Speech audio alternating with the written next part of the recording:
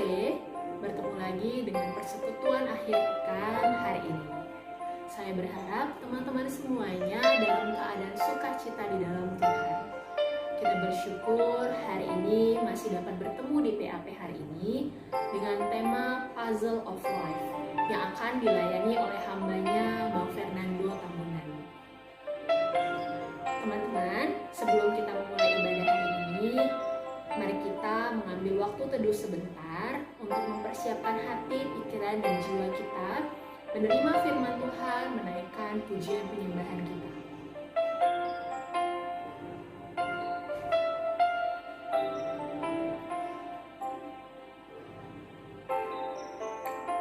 Bapa yang baik, kami bersyukur untuk kasih setia Tuhan dalam hidup kami. Kami bersyukur untuk kebaikan Tuhan, bahkan kami juga bersyukur untuk kasih setia Tuhan di waktu-waktu yang telah Tuhan berikan. Kami juga boleh bersyukur untuk kasih setiamu dalam penebusan hidup kami yang begitu luar biasa. Bahkan juga kami boleh bersyukur untuk orang tua, untuk pekerjaan ataupun perkuliahan, untuk apapun yang Tuhan boleh nyatakan di dalam hidup kami. Masih banyak hal Tuhan yang masih belum kami mengerti, sehingga kami perlu belajar tentang kepingan-kepingan hidup kami, apa yang Tuhan inginkan atas hidup kami. Dan pada saat ini kami mau diajar oleh-Mu ya Tuhan, kami mau dibentuk oleh-Mu seturut dengan apa yang Kau inginkan. Ibadah hari ini kami mau serahkan ke dalam tangan pengasihan-Mu. Tuhan memberkati teman-teman yang akan menyaksikan ataupun mengikuti ibadah ini di tempatnya masing-masing. Memberkati hamba-Mu yang akan memberitakan firman Tuhan, bahkan terlebih lagi hamba di sini yang akan memimpin pujian ini. Kiranya kasih setia Tuhan, kebaikan Tuhan saja yang boleh terus menyertai kami di sepanjang ibadah ini. Tuhan yang memberkati perlengkapan yang boleh kami pergunakan. Tuhan memberkati apapun yang menjadi pendukung kami untuk melakukan ibadah pada sore hari ini. Kiranya kasih setia Tuhan saja yang boleh memimpin, menutup bungkus kami ketika kami boleh menikmati ibadah ini. Kasih setiamu ya Tuhan yang boleh memberikan pengajaran dan boleh memberikan pengertian dalam hidup kami, sehingga kami boleh mengerti akan firman-Mu dan juga boleh bertambahlah iman percaya kami kepada-Mu ya Tuhan. Terima kasih Bapa yang baik, inilah doa kami pada saat ini. Kami mau mendengarkan firman-Mu dan menaikkan pujian penyembahan kami.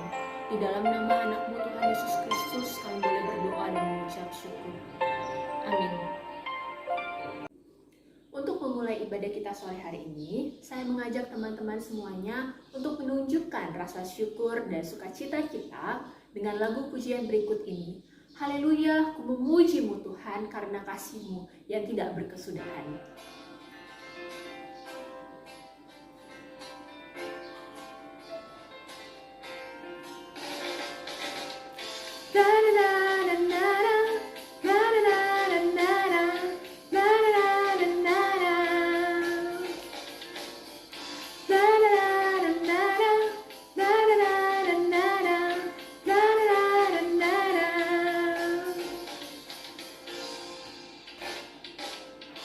Haleluya, ku memuji-Mu Tuhan, karena kasih-Mu tak berkesudahan. Biar yang bernafas memuji Sang Raja, di atas gunung dan di bawah samudra. Tanganku ku angkat padamu, mensyukuri rahmat yang Kau beri. Kakiku melompat bagimu, sebab rahmat-Mu baru setiap hari. Bersyukurlah kepada Tuhan, sebab Dia baik, sebab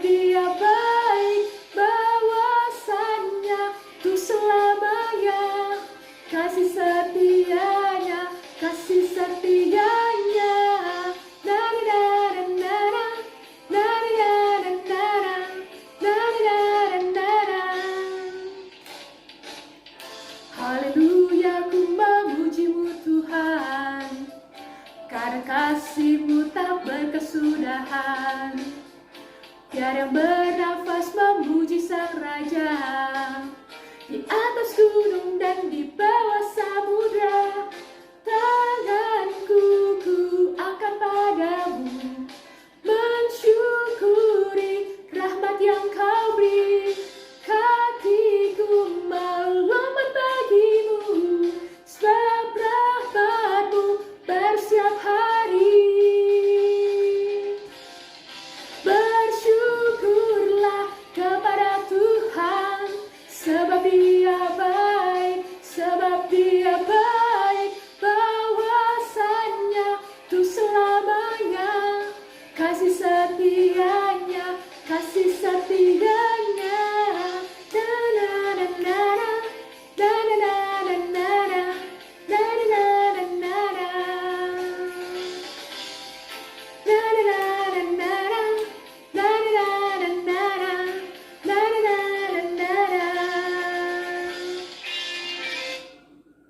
Pujilah Tuhan untuk kasih setia Tuhan dalam hidup kita. Dan pada saat ini kita akan membaca Mazmur bagi Tuhan, diambil dari Mazmur 118 ayat yang pertama sampai ke 29. Saya ulangi, Mazmur 118 ayat pertama sampai yang ke 29. Saya akan membacanya bagi kita semuanya. Silakan teman-teman yang di rumah boleh mengikutinya di tempatnya masing-masing. Nyanyian puji-pujian.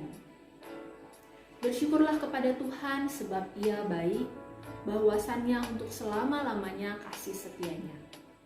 Biarlah Israel berkata, bahwasannya untuk selama-lamanya kasih setianya. Biarlah kaum Harun berkata, bahwasannya untuk selama-lamanya kasih setianya. Biarlah orang yang takut akan Tuhan berkata, bahwasannya untuk selama-lamanya kasih setianya. Dalam kesesakan aku telah berseru kepada Tuhan. Tuhan telah menjawab aku dengan memberi kelegaan. Tuhan di pihakku, aku tidak akan takut. Apakah yang dapat dilakukan manusia terhadap aku? Tuhan di pihakku, menolong aku. Aku akan memandang rendah mereka yang membenci aku. Lebih baik berlindung pada Tuhan daripada percaya kepada manusia. Lebih baik berlindung pada Tuhan daripada percaya kepada bangsawan. Segala bangsa mengelilingi aku, demi nama Tuhan, sesungguhnya aku pukul mereka mundur. Mereka mengelilingi aku, ya mengelilingi aku. Demi nama Tuhan, sesungguhnya aku pukul mereka mundur. Mereka mengelilingi aku seperti lebah, mereka menyala-nyala seperti api duri. Demi nama Tuhan, sesungguhnya aku pukul mereka mundur. Aku ditolak dengan hebat sampai jatuh, tetapi Tuhan menolong aku. Tuhan itu kekuatanku dan mazmurku. Ia telah menjadi keselamatanku. Suara sorak-sorai dan kemenangan di kemah orang-orang benar. Tangan kanan Tuhan melakukan keperkasaan. Tangan kanan Tuhan berkuasa meninggikan. Tangan kanan Tuhan melakukan keperkasaan. Aku tidak akan mati, tetapi hidup. Dan aku akan menceritakan perbuatan-perbuatan Tuhan. Tuhan telah menghajar aku dengan keras, tetapi Ia tidak menyerahkan aku kepada maut. Bukakanlah aku pintu gerbang kebenaran, aku hendak masuk ke dalamnya, hendak mengucap syukur kepada Tuhan. Inilah pintu gerbang Tuhan, orang-orang benar akan masuk ke dalamnya. Aku bersyukur kepadamu sebab Engkau telah menjawab aku dan telah menjadi keselamatanku. Batu yang dibuang oleh tukang-tukang bangunan telah menjadi batu penjuru. Hal itu terjadi dari pihak Tuhan, suatu perbuatan ajaib di mata kita. Inilah hari yang dijadikan Tuhan, marilah kita bersorak-sorak dan bersukacita karenanya. Ya Tuhan, berilah kiranya keselamatan. Ya Tuhan, berilah kiranya kemujuran. Diberkatilah Dia yang datang dalam nama Tuhan. Kami memberkati kamu dari dalam rumah Tuhan. Tuhan Allah, Dia menerangi kita. Ikatkanlah korban hari raya itu dengan tali pada tanduk-tanduk mezbah. Allahku, Engkau aku hendak bersyukur kepadamu. Allahku, aku hendak meninggikan Engkau. Bersyukurlah kepada Tuhan, sebab Ia baik, bahwasannya untuk selama-lamanya kasih setia-Nya. Demikianlah Mazmur untuk Tuhan pada sore hari ini. Teman-teman, hari ini kita mau menaikkan pujian, syukur, dan penyembahan kita kepada Tuhan, karena Dialah Allah yang penuh kasih, yang tiada duanya, yang menerima kita sedemikian rupa dan membentuk kita sedemikian rupa serupa dengan gambarnya, dan tidak memandang kita dari apa yang telah dibentuknya, tapi memandang kita dari hati kita yang paling dalam. Kita menaikkan lagu pujian ini, Kasih-Mu Tiada Duanya.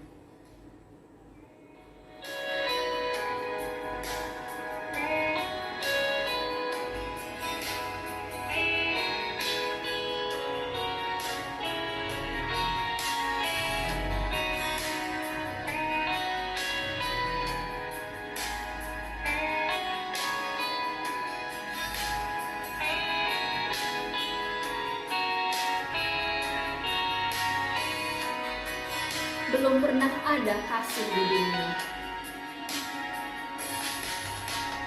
Belum pernah ada kasih di dunia, sanggup menerima diriku apa adanya, selain kasih-Mu, Yesus.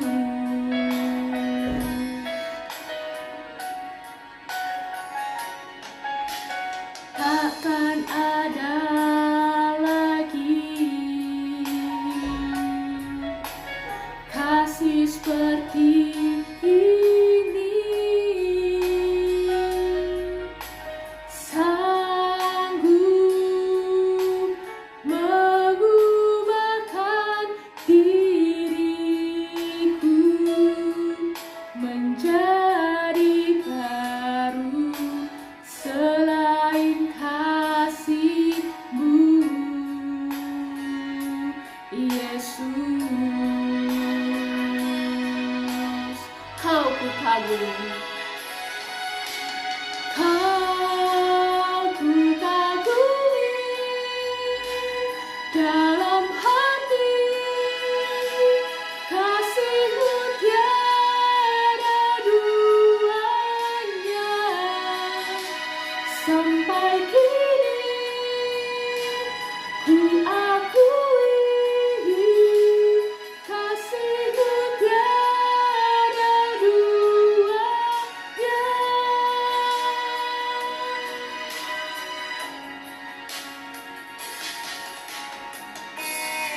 Dia adalah Allah yang begitu luar biasa, yang mengasihi kita sedemikian rupa. Tidak ada kasih yang lebih baik lagi, tidak ada kasih yang dapat melebihi kasih-Nya. Karena Dialah Allah, Dialah Tuhan, Dialah Yesus yang membentuk kita begitu sempurna, yang menciptakan kita dengan kesempurnaan, seturut, segambar dengan rupanya. Biarlah kita memuji Dia, mengucapkan syukur, menaikkan pujian penyembahan kita kepada-Nya. Takkan ada lagi kasih seperti ini. Takkan ada lagi kasih seperti ini, sanggup mengubahkan hidupku menjadi baru, selain kasih-Mu, Yesus. Kau kukagumi dalam hati, Kau kukagumi dalam hati kasih-Mu tiada duanya, sampai kini ku akui kasih-Mu tiada duanya. Kau ku kagumi, Kau ku kagumi, dalam hati kasih-Mu tiada duanya, sampai kini ku akui kasih-Mu tiada duanya.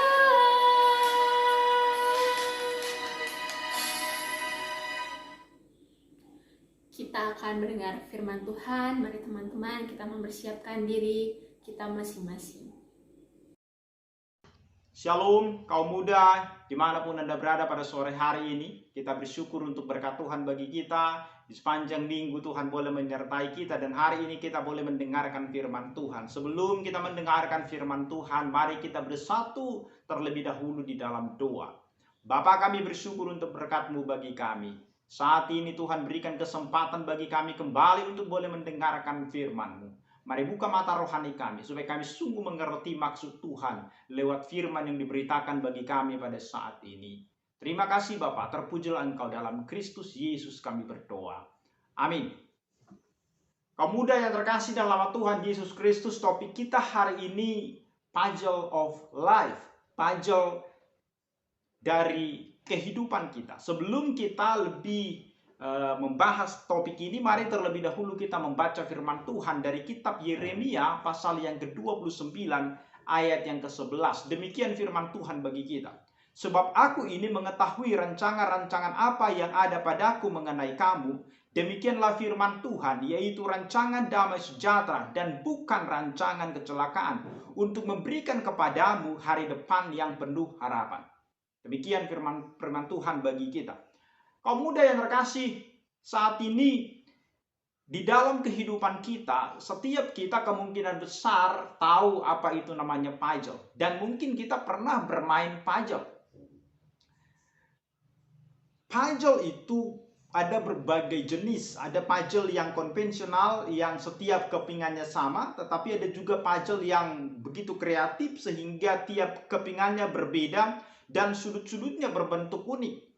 Ada puzzle yang keseluruhan itu mungkin hanya 20, 30, 100. Tapi ada juga yang mencapai 1000 keping. Sebenarnya hidup manusia sama seperti puzzle. Kita terdiri dari kepingan-kepingan yang sebenarnya rumit, dan hidup kita di dunia ini adalah di dalam proses penyusunan puzzle itu. Dan setiap kita melihat gambar-gambar daripada puzzle itu yang masih berserakan, dan kemudian setelah itu disusun mulai kelihatan gambaran sebenarnya dari puzzle itu. Jadi ketika dia hanya satu, kita belum tahu sebenarnya itu apa. Tetapi kemudian ketika dia mulai disusun, maka puzzle itu mulai terbentuk menjadi satu gambaran yang indah. Dan sebenarnya hidup kita sering digambarkan sama seperti puzzle. Apa yang mau kita pelajari melalui penjelasan tentang permainan daripada puzzle itu sendiri, sehingga kemudian kita berkata puzzle of life atau puzzle daripada kehidupan kita? Ternyata fase-fase kehidupan kita hampir-hampir sama dengan seperti permainan puzzle itu. Tetapi ada perbedaannya. Kita baru bisa melihat hasil penyelesaian gambar tiap fase kehidupan kita setelah seluruh keping gambar terpasang dengan tepat. Saat kita melihat satu persatu kepingan-kepingan gambar itu secara acak, kita belum melihat apa-apa di situ. Tetapi yang pasti kita kemudian akan takjub ketika kepingan demi kepingan kecil itu terpasang menjadi satu bagian yang indah. Dan sama seperti itu di dalam kehidupan kita. Ketika kita melihat hidup kita, misalnya ketika di dalam kondisi-kondisi tertentu, kita akan berkata, hidup kita ini adalah hidup yang hancur, hidup yang tidak ada bentuknya, hidup yang begitu rusak. Tetapi kemudian ketika kita melihat secara keseluruhan, oh ternyata hidup kita itu adalah hidup yang indah, hidup yang unik. Tetapi kadangkala kita belum bisa melihat itu sekarang di dalam proses itu. Jadi bayangkan masing-masing kepingan tersebut di dalam puzzle itu adalah setiap peristiwa di dalam kehidupan kita. Tuhan di dalam kedaulatannya mengizinkan banyak hal terjadi di dalam kehidupan kita. Ada yang indah, ada yang menyenangkan, ada juga yang tidak menyenangkan bagi kita. Ada yang sesuai dengan harapan dan apa yang kita rencanakan di dalam hidup kita. Tetapi ada juga yang tidak sesuai dengan apa yang kita pikirkan, dengan apa yang kita rencanakan. Bahkan itu kadang-kala berbalik dari apa yang kita pikirkan. Kita sudah berencana setelah sekian lama berpacaran dengan ini, kemudian kita akan menikah. Oh ternyata bubar semua. Kita sudah berencana setelah kuliah, kita tamat SMA, kita akan masuk di universitas ini. Ternyata buyar semua.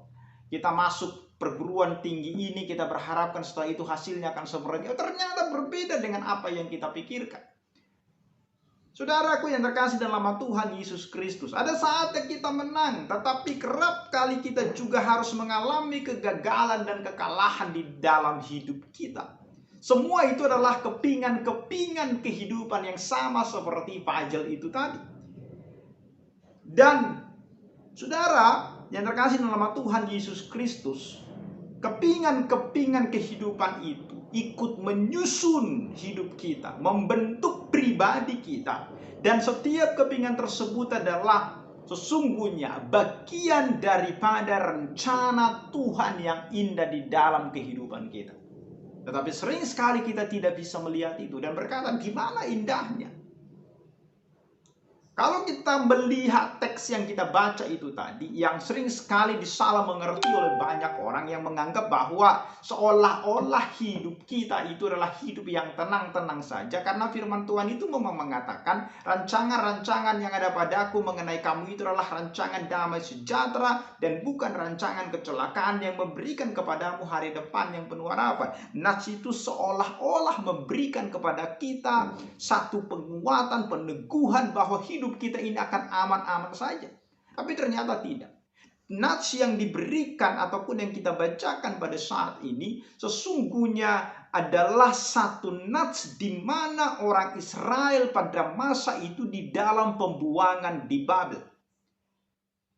Mereka ditawan di Babel dan di dalam harapan mereka berharap bahwa Babel itu tumbang untuk menangkal pengaruh daripada nubuatan yang sebelumnya disampaikan oleh Hananya sebagai nubuatan palsu yang berkata bahwa Yehuda akan menang atau kerajaan Babel akan hancur oleh nubuatan daripada Hananya. Ternyata berbalik, justru mereka akan sekian lama ditawan di Babel.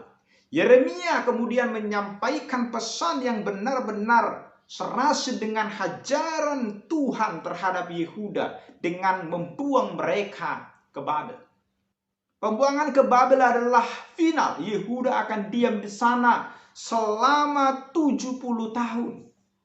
Kalau kita baca nanti itu di ayat yang ke-8 sampai dengan ayat yang ke-10. Yeremia meyakinkan umat di pembuangan untuk menerima situasi mereka dengan percaya bahwa itulah rancangan damai sejahtera. Bayangkan, di dalam pembuangan itu rancangan damai sejahtera. Dan Yeremia meyakinkan mereka bahwa rancangan Allah itu rancangan damai sejahtera dan bukan rancangan untuk mencelakakan. Ayat 11 itu tadi yang sudah kita baca itu tadi. Jadi dengan hanya menerima hajaran Allah untuk menuntun mereka kepada pertobatan. Ternyata ada maksud Tuhan di sana. Supaya apa? Supaya mereka bertobat. Mengenal siapa itu Tuhan mereka. Mereka dapat kembali merasakan tangan kasih Tuhan, penyertaan Tuhan. Kalau mereka bertobat. Dan rancangan itulah rancangan yang terbaik bagi mereka. Mereka akan mengalami pemulihan dari Allah sendiri. Jikalau mereka tetap setia di dalam mengikut Tuhan dan di dalam pembuangan itu. Oleh karena rancangannya adalah untuk kesejahteraan mereka, maka mereka pun dipanggil untuk menjadi alat yang mensejahterakan lingkungan mereka. Itu sebabnya rancangan yang terbaik itu di hadapan Tuhan sering sekali berbeda dengan konsep kita. Bagi orang Israel pada masa itu, rancangan yang terbaik, Babel runtuh dan mereka kembali ke Yerusalem. Tapi ternyata tidak. Justru mereka harus di dalam pembuangan itu selama 70 tahun. Itu rancangan Tuhan yang indah. Bukan rancangan yang mencelakakan, tetapi rancangan damai sejahtera. Berbeda bukan? Dengan konsep kita manusia. Maka Puzzle of Life ini menyatakan kepada kita sesuai dengan nats yang kita baca itu tadi, bahwa Tuhan merancang, mereka-rekakan yang baik di dalam hidup kita. Kita bisa melihat bagaimana seorang Yusuf, Tuhan merencanakan yang baik di dalam hidupnya, tetapi dia harus mengalami kepahitan-kepahitan di dalam hidupnya. Bagaimana saudara-saudaranya membenci dia, menjual dia, memasukkan dia ke dalam sumur, tetapi kemudian ketika dia berada di sana, dia menjadi seorang budak. Tetapi lewat itulah Tuhan memakai dia. Dia masuk di dalam penjara. Kalau di dalam posisi itu, bagaimana rancangan yang indah kita lihat. Tetapi kemudian seorang Yusuf benar-benar menyerahkan hidupnya kepada Tuhan. Dimanapun Tuhan tempatkan kita, dimanapun Tuhan memanggil kita untuk menyaksikan Kristus melalui hidup kita, semakin kurang nyaman lingkungan kita. Seperti kita berada di tengah-tengah masyarakat yang berbeda agama, lingkungan yang tidak mendukung kita, atau di dalam lingkup orang-orang yang menghalalkan segala cara untuk mencari keuntungan. Seharusnya semakin hidup kita merefleksikan karakter Allah, kudus, adil, dan di dalam kasih. Yusuf seperti itu, di tengah-tengah lingkungannya yang tidak mendukungnya, tetapi dia mempertahankan hidup kudus di hadapan Tuhan. Dan rancangan Tuhan bagi dia adalah rancangan yang terbaik. Maka siapa yang merancangkan itu? Ada satu pribadi yang merancangkan itu siapa? Allah Tritunggal yang Esa. Kita ada di dalam dunia ini bukan terjadi secara kebetulan, bukan terjadi dengan sendirinya. Demikian juga seluruh alam semesta ini ada satu pribadi yang merancang itu sedemikian rupa sehingga jadi demikian. Dan kita manusia juga masuk di dalam rancangan Allah. Tuhan merancang kita sejak di dalam kandungan. Tuhan sudah menenun kita, sudah mengenal kita.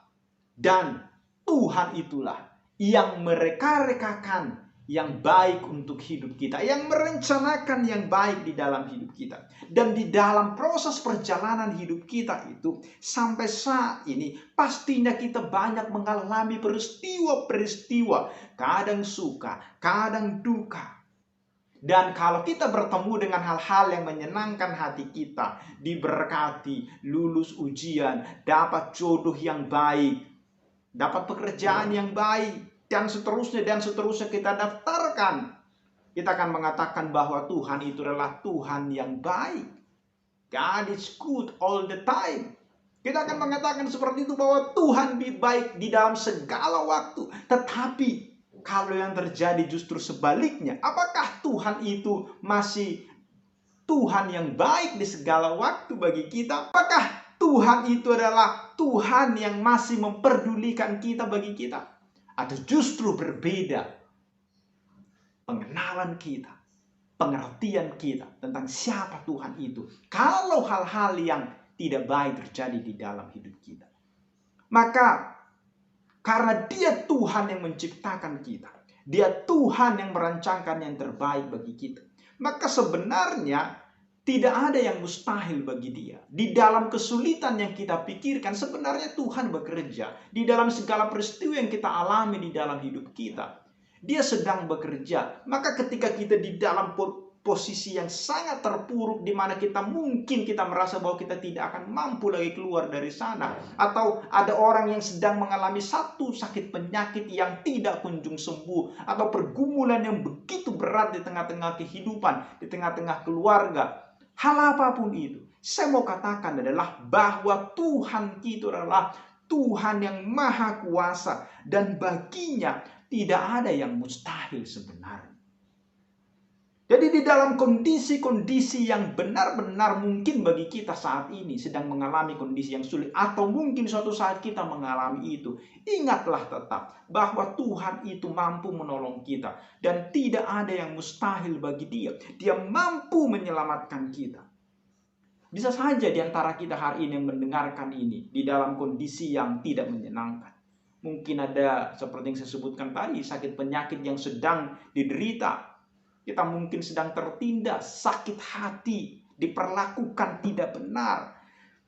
Ada masalah di tengah-tengah keluarga, konflik di dalam pekerjaan, atau di hal apapun yang mungkin sedang kita alami di dalam kehidupan kita. Tetapi ingatlah, nantikanlah waktunya Tuhan. Dan memang bukan hal yang mudah untuk menantikan itu. Tetapi harus ada keyakinan bahwa bagi Tuhan tidak ada yang mustahil. Dia bisa menolong kita, menyelamatkan kita. Karena Allah kita adalah Allah yang kasih. Itu adalah identitas sifat daripada Tuhan. Bahwa Dia adalah Allah yang kasih. Tidak ada yang jahat di dalam dirinya. Maka Tuhan tidak pernah mereka-rekakan yang jahat bagi kita. Tuhan tidak pernah merancangkan yang tidak baik bagi hidup kita. Memang orang Israel tadi berpikir bahwa yang baik itu adalah mereka lepas dari pembuangan. Tapi justru Tuhan melakukan itu 70 tahun lagi. Mereka harus dibawa penindasan, dibawa otoritas bangsa lain. Itu bukan hal yang menyenangkan secara fisik. Tapi justru lewat itulah Tuhan menyatakan rencananya yang terbaik, rancangan damai sejahtera. Berbeda konsepnya.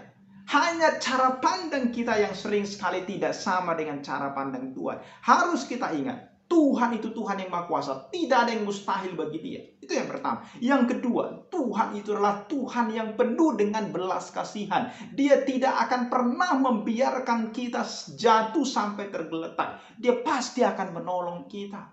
Amin. Ini adalah Tuhan yang sebenarnya. Tuhan yang kita sembah di dalam Kristus Yesus. Itu karakter daripada Tuhan kita.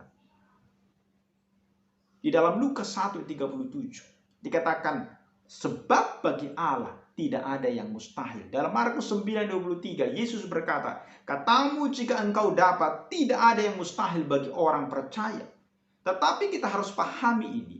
Hal yang harus kita pahami di dalam bagian ini adalah biarkan Tuhan bebas membentuk hidup kita seturut dengan kehendaknya. Dan percaya bahwa yang dilakukannya semuanya baik. Maka tidak ada yang mustahil bagi orang yang percaya. Yang kedua, mari terima cara Tuhan membentuk kehidupan kita seturut dengan kehendaknya dan tahu bahwa itu adalah cara yang terbaik dari Tuhan untuk hidup kita. Maka bagi Dia tidak ada yang mustahil. Tadi dikatakan bahwa rancangan Tuhan itu adalah rancangan damai sejahtera. Dan rancangan Tuhan bagi hidup orang Israel dan bagi hidup orang percaya adalah rancangan damai sejahtera. Apa yang dimaksudkan di dalam nats itu? Jadi ketika Nabi Yeremia melayani di Yehuda, kerajaan di bagian selatan, karena Israel sudah terbagi dua, satu di utara, satu di selatan. Kerajaan Yehuda adalah kerajaan selatan dan berada di dalam kekuasaan Asyur dan harus membayar upeti sebagai kerajaan taklukan. Sementara Israel diremukkan oleh Asyur, realita rapuhnya kerajaan umat pilihan ini yang hanya bersatu dan kuat di 3 periode Saul, Daud, Salomo. Dan setelah Salomo itu pecah menjadi 2 kerajaan. Setelah itu mereka ditawan, satu di Asyur, satu di Babel. Nah kemudian selanjutnya kita melihat di dalam sejarah orang Israel itu mereka terus-menerus mengalami peperangan, bertahan, dikuasai, dan tidak ada kesejahteraan sebenarnya di dalam kehidupan mereka. Dan banyak raja yang membawa umat kepada penyembahan-penyembahan berhala. Jadi apa yang damai sejahtera seperti yang saya sudah sebutkan itu tadi.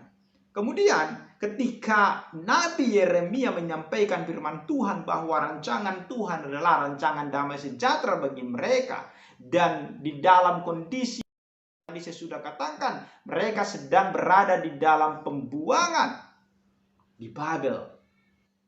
Dan inilah yang terjadi sebenarnya. Ternyata di dalam bagian ini, sekali lagi saya mengulangi kepada kita, rancangan damai sejahtera itu tidak sama dengan memiliki semua yang kita inginkan. Bukan. Jadi bukan harus semua yang kita inginkan itu adalah kita dapatkan, baru itu rancangan yang terbaik. Dan kalau kita lihat, misalnya seorang janda di Sarfat itu, dia merasakan kesejahteraan lewat pemeliharaan Tuhan bagi dia ketika seorang Elia datang kepada dia. Dan di sepanjang hidupnya dia tetap miskin, tetapi hidup sejahtera. Karena apa? Karena dia merasakan bahwa Tuhan menyertai dia. Maka kesejahteraan itu bukan berbicara kaya dan miskin, bukan berbicara tentang ganteng dan tidak ganteng, cantik dan tidak cantik. Bukan berbicara lulus atau tidak lulus. Bukan itu rancangan damai sejahtera itu. Kesejahteraan itu adalah masalah penyertaan Tuhan. Seorang janda di Zarfat itu benar-benar hidup berbahagia, tetapi hidupnya tetap miskin. Dia tidak menjadi kaya, tetapi dia merasakan apa?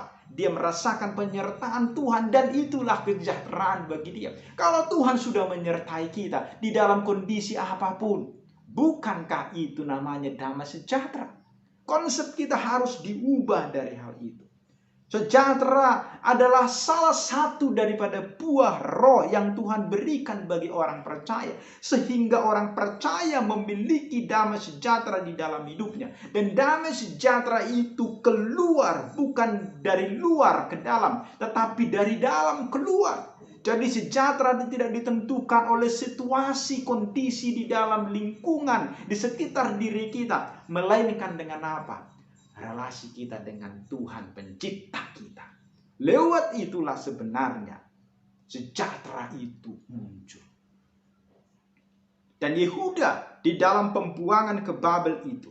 Tetapi ingat, kemudian Yehuda dikalahkan Babel adalah bentuk penghukuman Tuhan atas kebebalan daripada bangsa Yehuda itu sendiri.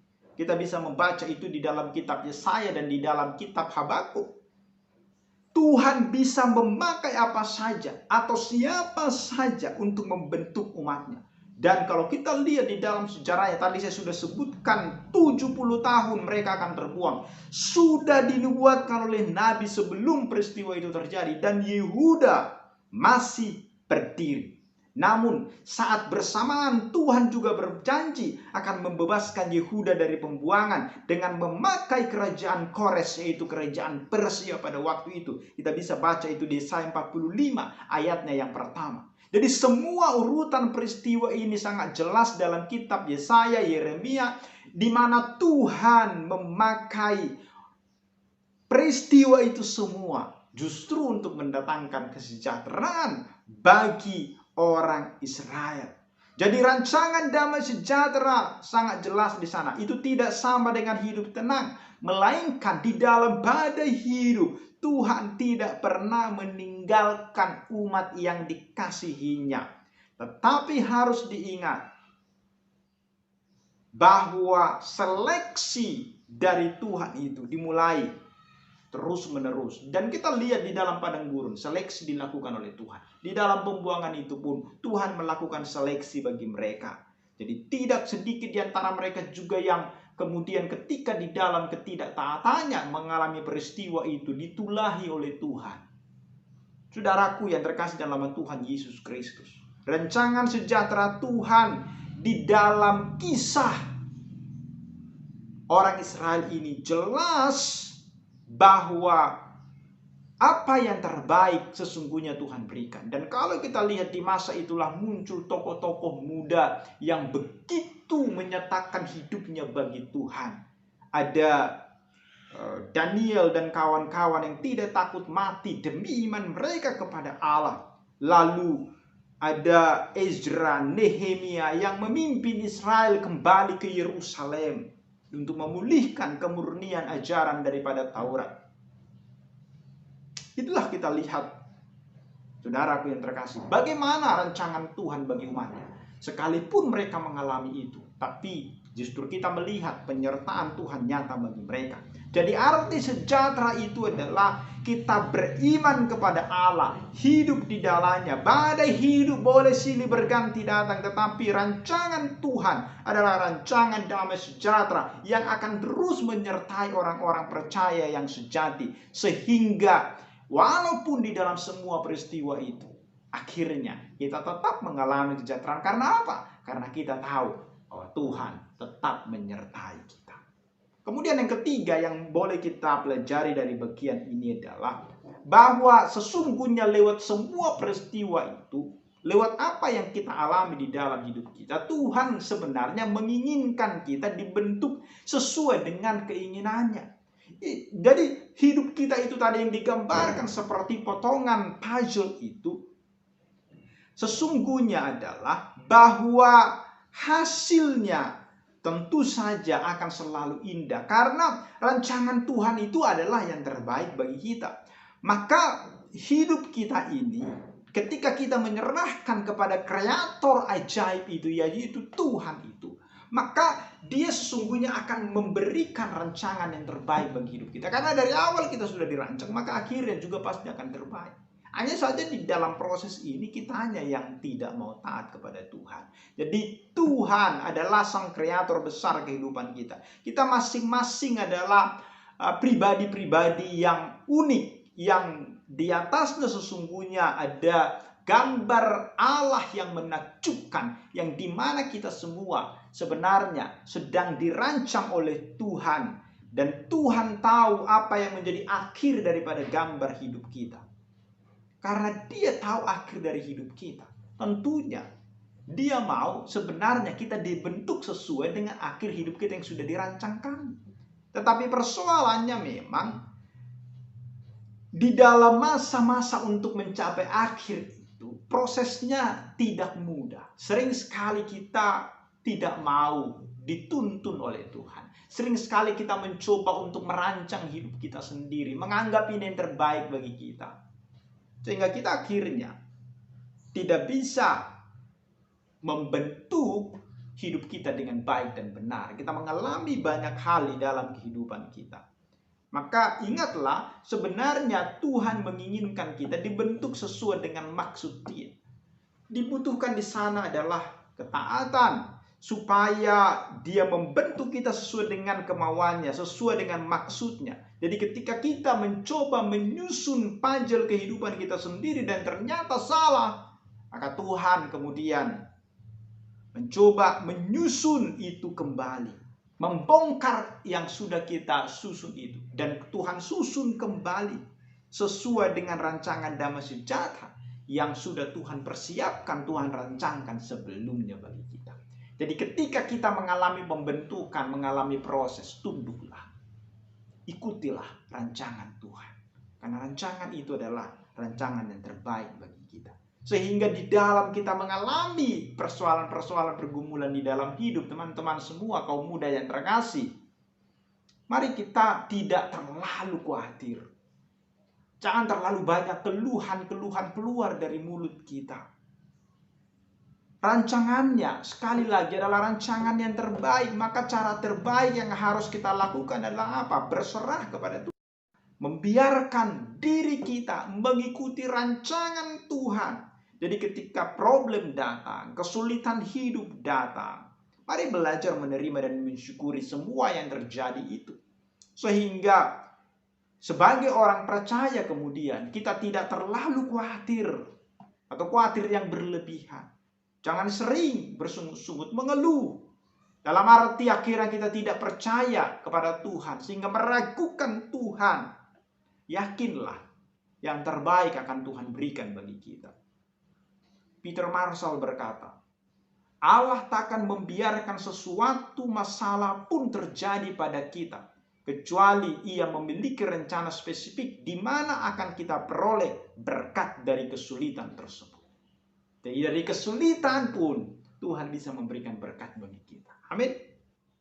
Dan yang terakhir di dalam bagian ini adalah bagaimana kemudian kita memahami rencana Tuhan di dalam hidup kita, dan apa yang menghalangi kita untuk memahami rencana Tuhan bagi kita. Saudara, tidak mudah memang memahami rencana Tuhan di dalam kehidupan kita. Tidak mudah. Kalau yang baik, mudah menerimanya. Tetapi seperti yang sudah saya katakan tadi, kalau hal-hal yang berbalik dengan itu, kita akan mengalami kesulitan untuk memahami itu. Terkadang kita bertanya, mengapa Tuhan begitu tega merusak, dalam tanda kutip, sesuatu yang sedang kita nikmati. Kita marah saat Tuhan tidak juga mengizinkan kita sesuatu yang kita idam-idamkan. Kita kecewa kepada Tuhan kalau masalahnya sepertinya dibiarkan saja untuk menjadi batu-batu yang tajam di dalam kehidupan kita. Bukan hanya sekedar batu kerikil, tetapi batu-batu cadas yang tajam di dalam kehidupan kita. Atau saat kita kehilangan dan terpukul dikala Tuhan memanggil orang-orang yang kita kasihi. Kenapa Tuhan tidak biarkan? Kenapa Tuhan rusak keindahan yang menurut kita di dalam kehidupan kita itu? Seringkali kita berdebat, mempertanyakan keputusan Tuhan. Tidak jarang pula kita marah, mempersalahkan, menuduh Tuhan. Mengapa Tuhan? Dari perspektif kemampuan daya pikir dan jarak pandang manusia, memang demikianlah adanya. Tetapi ketahuilah bahwa pola pikir kita ini sangat terbatas. Kemampuan kita untuk menjangkau rencana Tuhan itu sangat terbatas. Yang terbaik menurut perspektif Tuhan jauh lebih besar daripada apa yang kita pikirkan di dalam kehidupan kita. Karena itu saudaraku yang terkasih, saya pernah membaca kisah daripada seorang Edison. Suatu hari Edison pergi ke labnya di pagi hari, namun yang terjadi sesampainya Edison di labnya itu, labnya itu sedang terbakar. Lalu apa yang dilakukan oleh Edison? Dia meraung-raung karena labnya terbakar? Tidak. Tetapi justru dia kemudian memanggil anak-anaknya. Dan dia berkata kepada anak-anaknya, "Nak, panggil ibumu ke sini. Sudah lama kita tidak melihat ada kembang api di mana-mana. Sekarang kita bisa melihat kembang api di sini." Saudara, lihat cara terbaik, terbahagia dalam menjalani kehidupan memang hanya dengan cara apa? Penyerahan diri secara total kepada kehendak Tuhan di dalam membentuk dan membangun kehidupan kita. Ingat kisah Ayub, bagaimana dia di dalam hidupnya mengalami peristiwa-peristiwa yang tidak menyenangkan. Anak-anaknya habis semua, hartanya habis semua, istrinya mengutuki dia. Tetapi apakah kemudian seorang Ayub dibiarkan Tuhan sampai hancur? Tidak. Tetapi justru kemudian kecintaan Tuhan, kecintaan Ayub kepada Tuhan lebih lagi ditunjukkan dari hidupnya yang benar-benar saleh. Dia menyadari bahwa Tuhan sanggup melakukan segala sesuatu dan tidak ada rencana Tuhan yang gagal di dalam hidupnya. Oleh karena itu, saat kita mengalami masalah, hendaklah kita tetap kuat di dalam setiap proses itu. Jadi mari kita melihat, mengerti rencana Tuhan di dalam apa? Di dalam penyerahan diri kepada Tuhan. Kita perlu percaya bahwa Tuhan sedang merancangkan suatu kehidupan yang terbaik bagi kita. Saat kita berserah, maka Tuhan akan bekerja secara luar biasa di dalam kehidupan kita. Dan Ia akan menyatakan rencananya yang sempurna bagi kita. Maka tadi saya sudah katakan, untuk kita bisa memahami rencana Tuhan, mari kita terima cara kerja Tuhan membentuk kita. Jadi jangan terlalu khawatir. Jangan terlalu banyak bertanya, mengeluh, kenapa begini Tuhan, kenapa begitu Tuhan. Terimalah cara Tuhan di dalam memproses. Maka kita akan melihat karya besar Tuhan di dalam kehidupan kita. Ketika kita belum memahami rencana Tuhan, jangan kita bimbang. Mari kita tetap berfokus kepada Tuhan sampai Ia menyatakan rancangannya yang terbaik bagi kita. Tuhan akan menyatakan semuanya dan indah pada waktunya. Jangan pernah takut untuk kemudian masuk di dalam semua rencana Tuhan itu. Karena rancangannya itu adalah rancangan sempurna yang tidak akan pernah gagal atas hidup kita. Hanya kadang-kala kita yang melenceng seolah-olah itu gagal. Tetapi rancangan Tuhan akan membawa kita kepada kemenangan demi kemenangan yang sebenarnya Tuhan sudah persiapkan. Dan yang pastinya, kenapa kemudian kita gagal di dalam memahami rancangan Tuhan? Yang pertama adalah karena kita tidak memiliki hubungan yang akrab, yang baik dengan Tuhan. Kita meninggalkan pembacaan Alkitab. Kita jarang berdoa. Kita jarang menjalin hubungan yang baik dengan Tuhan. Padahal lewat firman-Nya lah Dia berbicara kepada kita dan menyatakan maksudnya, menyatakan jalannya bagi kita. Jadi ketika kita tidak memiliki hubungan yang akrab dengan Tuhan, kita akan kesulitan untuk memahami rencana, rancangan Tuhan bagi hidup kita. Yang kedua, ada dosa yang tidak kita selesaikan. Karena dosa akan membuat kita terhalang untuk mengerti maksud Tuhan di dalam hidup kita. Jadi, kalau kita masih hidup di dalam dosa, selesaikanlah dosa itu. Karena dosa akan menghalangi kita untuk mengerti, untuk menghalangi kita untuk datang kepada Tuhan, dan menghalangi Tuhan untuk berbicara kepada kita sehingga kita mengerti maksudnya. Dan tentunya ketika kita belum anak Tuhan, tidak akan mungkin kita bisa memiliki hubungan yang akrab dengan Dia. Dosa itu yang akan menguasai hidup kita. Dan yang ketiga, sering sekali kita terlalu fokus kepada diri kita dan masalah kita. Sehingga kemudian kita kecewa, kita khawatir, mata kita, telinga kita tidak mendengarkan Tuhan, tidak memandang Tuhan lagi. Tetapi kita memandang diri kita saja. Kita menjadi pusat dari semuanya. Jadikan Tuhan menjadi pusat daripada segala kehidupan kita. Kita bisa melihat rancangan Tuhan. Ketika di dalam semua peristiwa itu, kita jadikan Tuhan kita menjadi pusat daripada seluruh kehidupan kita. Di dalam Yesaya 55 ayat yang ke-8 dikatakan, sebab rancanganku bukanlah rancanganmu, dan jalanmu bukanlah jalanku. Demikianlah firman Tuhan.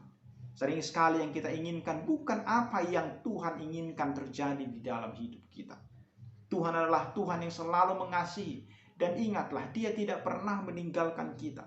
Ia memberikan kita kebebasan untuk merangkai puzzle-puzzle di dalam kehidupan kita. Namun di saat kita salah merangkainya, ketika kita mau menyerahkan itu kepada Tuhan, Dia akan turun tangan dan memperbaikinya. Siapkah kita jika kepingan puzzle kita dibongkar dan dirangkai kembali oleh Tuhan? Mari serahkan hidup kita supaya Tuhan susun puzzle-puzzle itu, sehingga hidup kita adalah hidup yang baik. Jadi Tuhan mengetahui rancangan-rancangan apa yang ada pada Dia mengenai saya, mengenai saudara semua. Yaitu rancangan apa?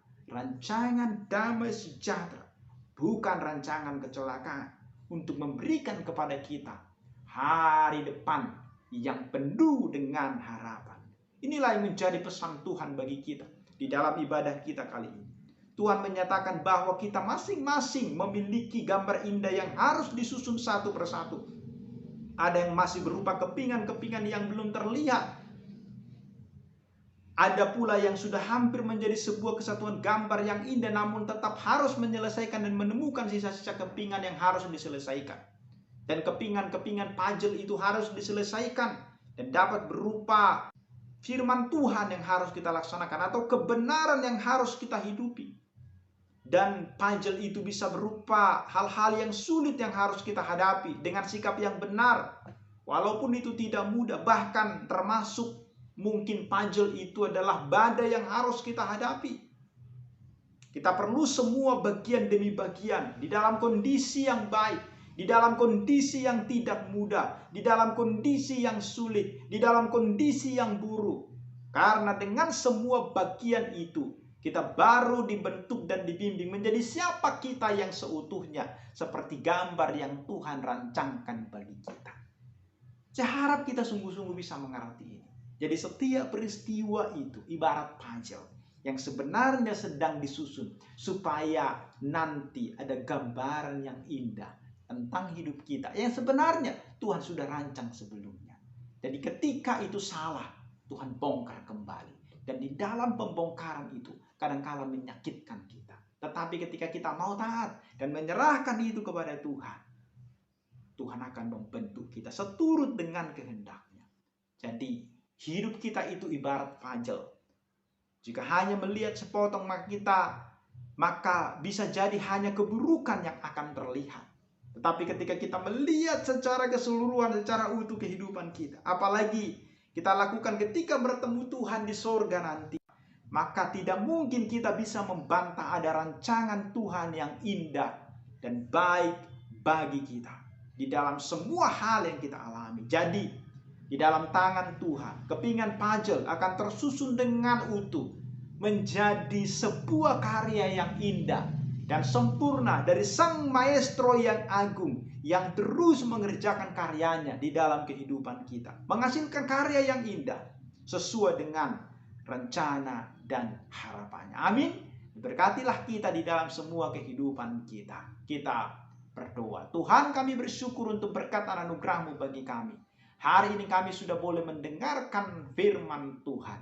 Biarlah hidup kami ini menjadi hidup yang sungguh-sungguh berserah kepadamu. Di dalam semua kepingan-kepingan puzzle kehidupan kami tahu tidak mudah kami menghadapinya. Tetapi kami tahu bahwa Tuhan kami merancangkan yang terbaik, yang terindah bagi hidup kami. Ajari kami untuk taat dan tunduk untuk mengikuti semua rancangan Tuhan yang indah itu. Termulialah Engkau Bapa. Dimuliakanlah Engkau. Dalam Kristus Yesus kami berdoa. Amin. Kita bersyukur untuk firman Tuhan yang telah kita dengarkan. Kita belajar bahwa Allah kita adalah Allah yang setia. Bahkan Dia menciptakan kita dengan sempurna. Juga menyediakan suka dan duka agar kita tetap terus berpengharapan hanya kepada Dia. Saya akan membacakan sebuah ayat yang memberkati saya hari ini dari Yeremia 29 ayat 11 sampai dengan 14. Sebab aku ini mengetahui rancangan-rancangan apa yang ada padaku mengenai kamu. Demikianlah firman Tuhan, yaitu rancangan damai sejahtera dan bukan rancangan kecelakaan untuk memberikan kepadamu hari depan yang penuh harapan. Dan apabila kamu berseru dan datang untuk berdoa kepadaku, maka aku akan mendengarkan kamu. Apabila kamu mencari aku, kamu akan menemukan aku. Apabila kamu menanyakan aku dengan segenap hati, aku akan memberi kamu menemukan aku. Demikian firman Tuhan, dan aku akan memulihkan keadaanmu dan akan mengumpulkan kamu dari antara segala bangsa dan dari segala tempat kemana kamu telah kucerai beraikan. Demikian firman Tuhan, dan aku akan mengembalikan kamu ke tempat yang dari mana aku telah membuang kamu. Firman ini sangat memberkati saya, yang mengingatkan bahwa selalulah tetap berpengharapan kepada Tuhan saja. Kita akan menutup ibadah kita pada sore hari ini. Untuk teman-teman yang akan memberikan persembahan, boleh mengirimkan melalui nomor rekening yang sudah disediakan. Saat ini, mari kita mengambil komitmen bahwa hanya Dialah yang akan selalu ada dalam setiap musim kehidupan kita.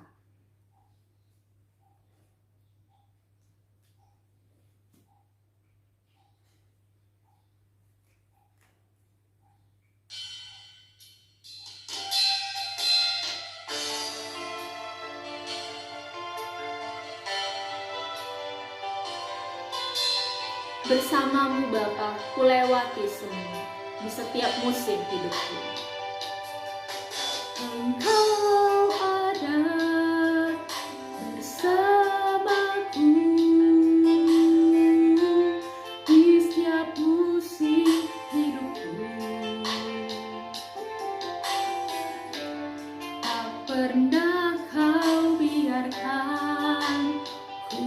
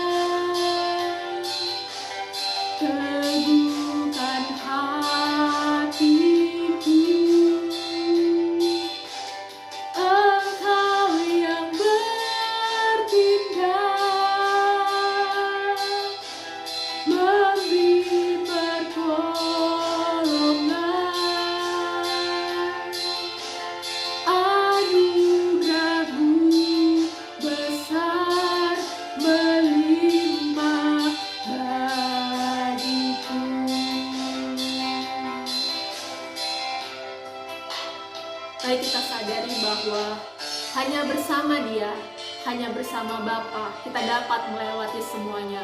Suka dan duka dipakainya untuk kebaikan kita. Marilah kita terus berpengharapan kepada Dia. Kekuatan jiwaku adalah bersamamu. Tak pernah ku ragukan kasih-Mu. Bersamamu Bapa, ku lewati semua perkenanan-Mu yang teguhkan hatiku. Engkau yang bertindak,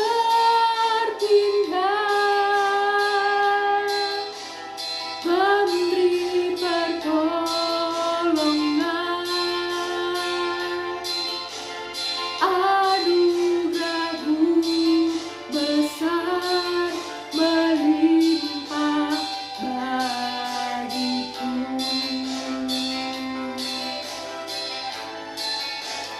Bersamamu Bapa, ku lewati semua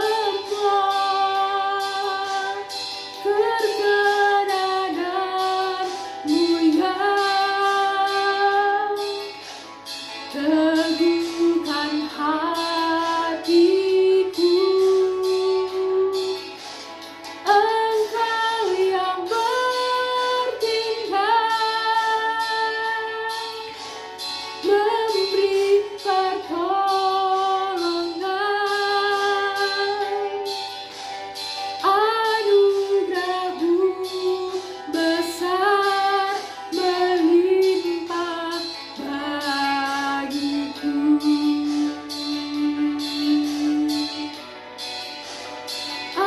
Anugerah-Mu besar melimpah bagiku. Kita akhiri ibadah kita pada sore hari ini. Kita bersatu di dalam doa. Bapa, kami bersyukur untuk berkat-Mu bagi kami. Terima kasih untuk segala kebaikan-Mu yang Kau nyatakan bagi kami. Hari ini kami sudah boleh menaikkan puji-pujian kami, doa-doa kami. Kami sudah mendengarkan firman-Mu yang meneguhkan kami. Bahwa hidup kami ini ibarat puzzle yang Tuhan susun sesuai dengan kehendak Tuhan. Supaya terbentuk menjadi pribadi yang indah di hadapan Tuhan. Ajari kami untuk mengikuti rencana Tuhan di dalam kehidupan kami. Tuhan, berkatilah setiap kami, orang-orang muda yang sedang menjalankan kehidupan kami. Ada program-program yang sedang kami kerjakan untuk hidup kami ini. Tuhan, ajari kami melihat rancangan Tuhan yang baik itu.